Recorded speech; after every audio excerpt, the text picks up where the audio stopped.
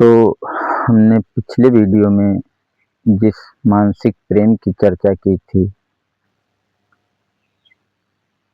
वो मानसिक प्रेम पूजा के बराबर हम कह सकते हैं,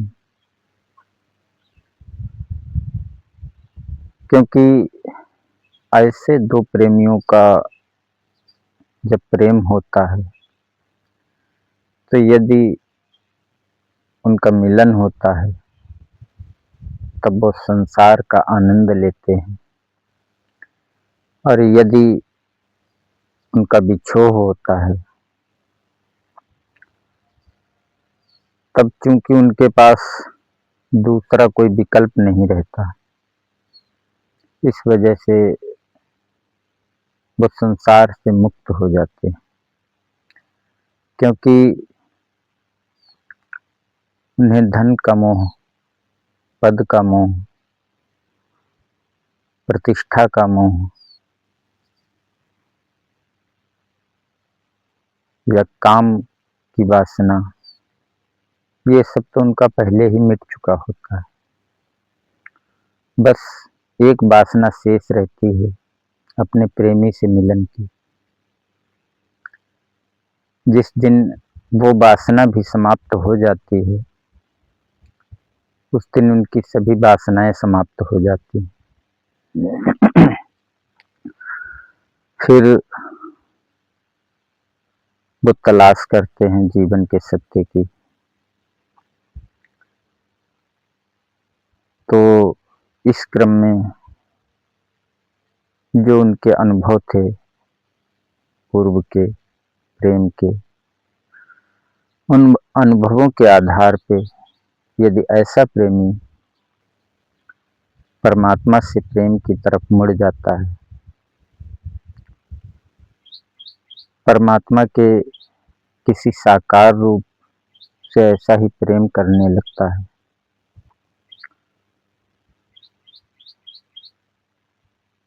तो उसके प्रेम की वजह से परमात्मा उस रूप में या कहो प्रकट हो जाता है, या उसकी कल्पना, उसकी स्वयं की कल्पना साकार हो जाती है। तो ऐसे प्रेमी को एहसास होता है कि परमात्मा उसके अंग संग है, साथ है। धीरे धीरे वो प्रत्येक जीव में, हर जड़ चेतन में उस मोहक छवि को देखने लगता है। उसके लिए ऐसा प्रेम सुलभ होता है, क्योंकि उसका ऐसा मानसिक अभ्यास है पूर्व का। बस जो छवि उसके मन में बसी थी, उस छवि के जगह पे दूसरी छवि उसको रखनी होती है।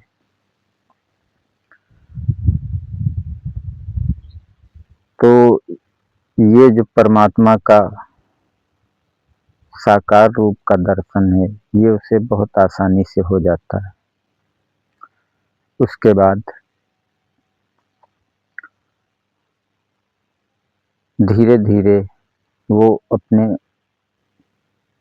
संपूर्ण वजूद को, अपने शरीर को उस परमात्मा के हवाले कर देता है, क्योंकि ऐसा भी अभ्यास उसका पहले का है। तो जब वो हृदय से कहता है परमात्मा से कि अब तेरी जैसी इच्छा तो ऐसा ही कर, वो स्वयं के शरीर में परमात्मा को देखता है। वो स्वयं का शरीर परमात्मा का शरीर समझता है। वो समझता है कि देखने वाला परमात्मा है, वो मेरी आंखों से देख रहा है। कुछ करने वाला परमात्मा है, वो इन हाथों के माध्यम से कर रहा है, वो इन पैरों के माध्यम से चल रहा है,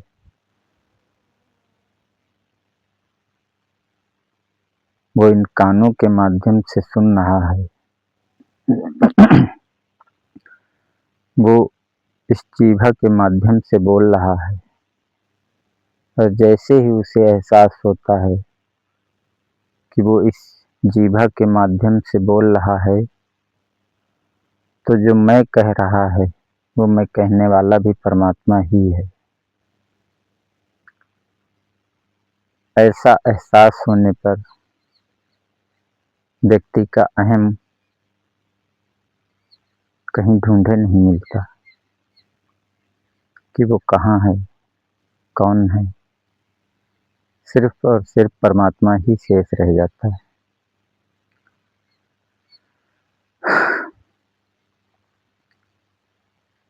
और ये आध्यात्म की आनंदमय अवस्था है, जहाँ वो परमात्मा की लीलाओं का आनंद लेता है।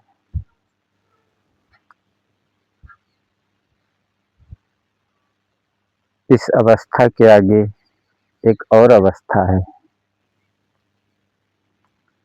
जहाँ अपने परमात्मा होने का भी भान नहीं रहता। परंतु ये अवस्था भी बहुत है। आनंद में की अवस्था कोई छोटी अवस्था नहीं है। और इस आनंदमय की अवस्था में आपको कोई प्रयास नहीं करना होता इसके आगे पहुंचने के लिए। बस आप संसार में उस परमात्मा की लीला को देखते जाते हैं।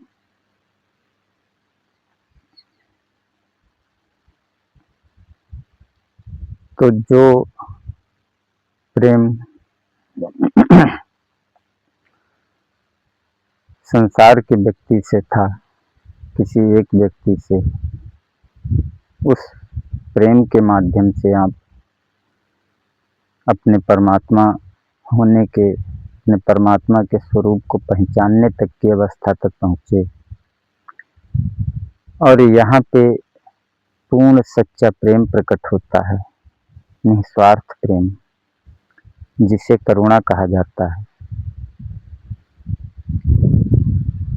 जब मैं परमात्मा हूँ या परमात्मा ही मैं हूँ, तो ये संपूर्ण सृष्टि मेरी अपनी है। इसमें रहने वाले बड़े से बड़े और छोटे से छोटे जीव सब मेरे अपने हैं। यहाँ पे ऐसा नहीं कि कोई मेरा अपना है और कोई पराया है। जो मेरे पिता हैं वो मेरे अपने हैं, और जो अन्य हैं वो भी मेरे अपने हैं। इस शरीर के विशेष रिश्ते हैं कुछ, उनके प्रति इस शरीर की कुछ जिम्मेदारी है, लेकिन मेरे लिए तो सभी मेरे ही रूप हैं। तो ऐसा विलक्षण प्रेम जिसमें कोई मांग नहीं है, सिर्फ देने का भाव है। खुशी, आनंद, प्रेम, जो लेना चाहे उसका भी स्वागत है, जो ना लेना चाहे वो उसकी मर्जी। ऐसे प्रेम का नाम करुणा है। ये प्रेम की सर्वोच्च अवस्था है। और वासना जहाँ सिर्फ लेने का भाव है, वो प्रेम की सबसे निम्न अवस्था है।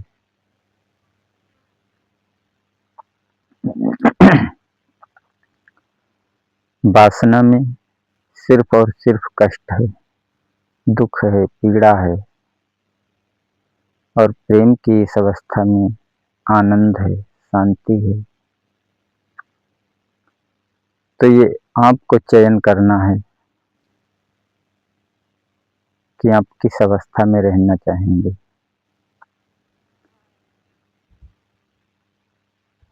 इन प्रेम को वासना को, मोह को और इस करुणा को समझने के लिए ऐसे समझिए जैसे